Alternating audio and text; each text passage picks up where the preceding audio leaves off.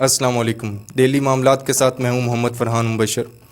ناظرین، آج 5 اکتوبر کا دن ہے جس کو استادوں کے ساتھ منسوب کیا گیا ہے۔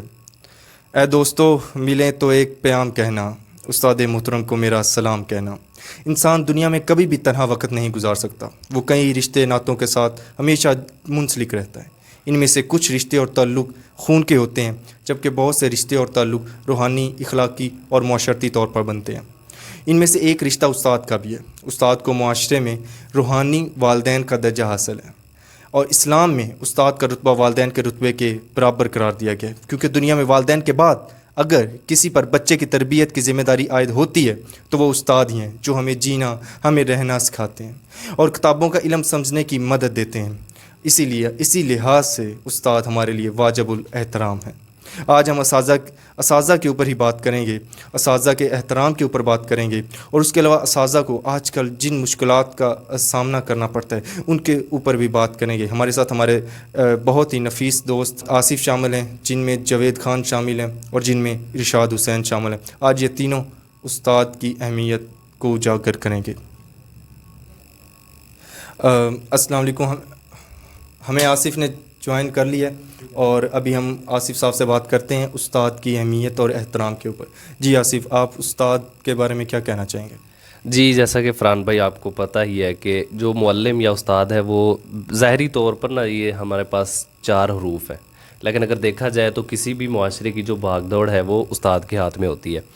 تو جیسا کہ آپ جانتے ہیں کہ یہ پیشہ انتہائی معزز اور پیغمبرانہ پیشہ ہے۔ ہمارے رسول نبی کریم صلی اللہ علیہ وسلم نے بھی فرمایا کہ بے شک میں معلم بنا کر بھیجا گیا ہوں۔ تو اس حدیث نبوی سے ہمیں جو یہ ٹیچنگ پروفیشن ہے اس کی اہمیت کا اندازہ ہوتا ہے، اور کسی بھی معاشرے کی ترقی یا تنزلی میں جو مین رول پلے کرتا ہے وہ ٹیچر ہے، ٹھیک ہے۔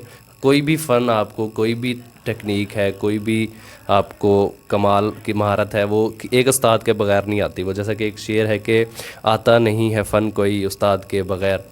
تو میں سمجھتا ہوں کہ ہمارے معاشرے میں جو سب سے بڑا رول ہے وہ ایک ٹیچر کا ہے۔ آصف، آپ نے بالکل ٹھیک کہا۔ آصف، میں آپ سے ایک اور چیز جاننا چاہوں گا کہ آپ خود بھی ٹیچنگ کے شعبے سے ابھی منسلک ہیں، تو آپ نے ٹیچنگ کے شعبے سے کیا سیکھا ہے؟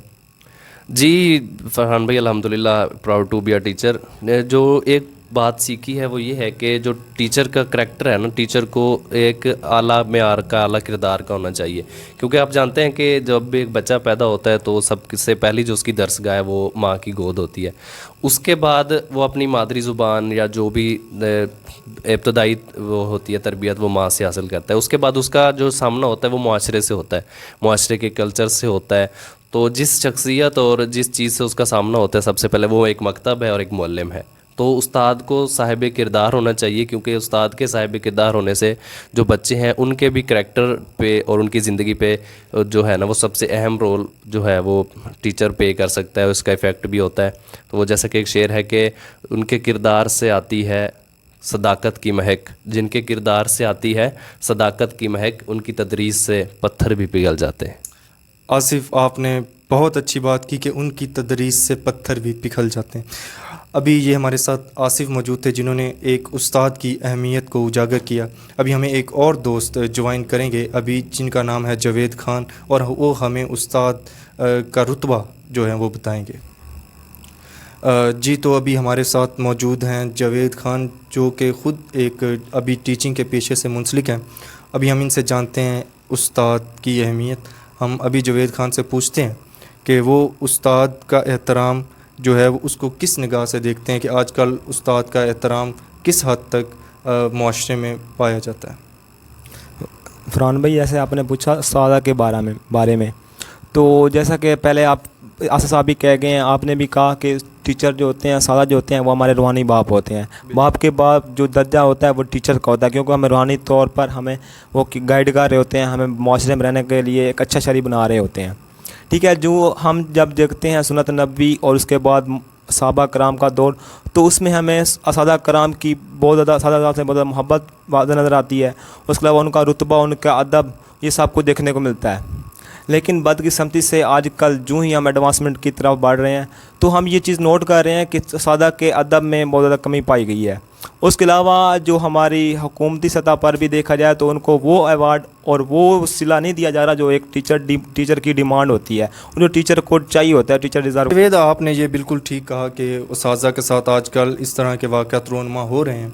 आप ख़ुद भी एक वक्त में स्टूडेंट रहे हैं, तो आप क्या समझते हैं कि आप उस्ताज़ा किस हद तक काबिल एहतराम हैं, और आपका कोई ज़िंदगी का ऐसा वाक़या कि जिसमें उस्ताद की इज़्ज़त आपके दिल में मज़ीद बढ़ गई हो और उस्ताद के लिए रुतबा पैदा हो गया?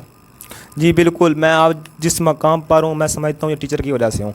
जब टीचर की हमें अदब और इज़्ज़त नहीं होगी तो हमारा नहीं ख्याल कि हम कामयाब हो सकते हैं, ठीक है। तो मैंने ज़िंदगी में कभी भी टीचर की इज़्ज़त को पामाल नहीं किया, ठीक है। और ये आपने सुना होगा, बाअदब बानसीब बेअदब बेनसीब, जिसमें अदब नहीं होता वो कभी कामयाब नहीं हो पाता। जी जावेद, आपने ये बिल्कुल बहुत अच्छी बात की कि बाअदब बानसीब बेअदब बेनसीब। यकीनन उस्ताज़ा काबिल एहतराम है, और ये अभी हमारे बहुत ही अच्छे दोस्त जावेद खान हमारे साथ मौजूद थे, जो कि उस्ताद का अदब है जो उसके ऊपर हमसे बातचीत कर रहे थे। अभी हमारे एक और दोस्त हमें ज्वाइन करेंगे जिनका नाम है इरशाद हुसैन, और उनसे हम बात करेंगे उस्ताद के अदब के ऊपर। जी, तो अभी हमारे साथ मौजूद हैं इरशाद हुसैन, जो कि ख़ुद टीचिंग के पेशा से मुंसलिक हैं। अभी हम इनके साथ बात करते हैं टीचर के एहतराम के ऊपर। जी इरशाद साहब, आप क्या समझते हैं टीचर के एहतराम के ऊपर, आप क्या बयान करना चाहेंगे? जी फरहान भाई, टीचर ना एक टीचर का एक बहुत बड़ा किरदार है दुनिया में। दुनिया ने जितना भी तरक्की किया ना, सबसे बड़ा किरदार इसमें टीचर्स का है। टीचर के अलावा कोई भी कौम तरक्की नहीं कर सकती।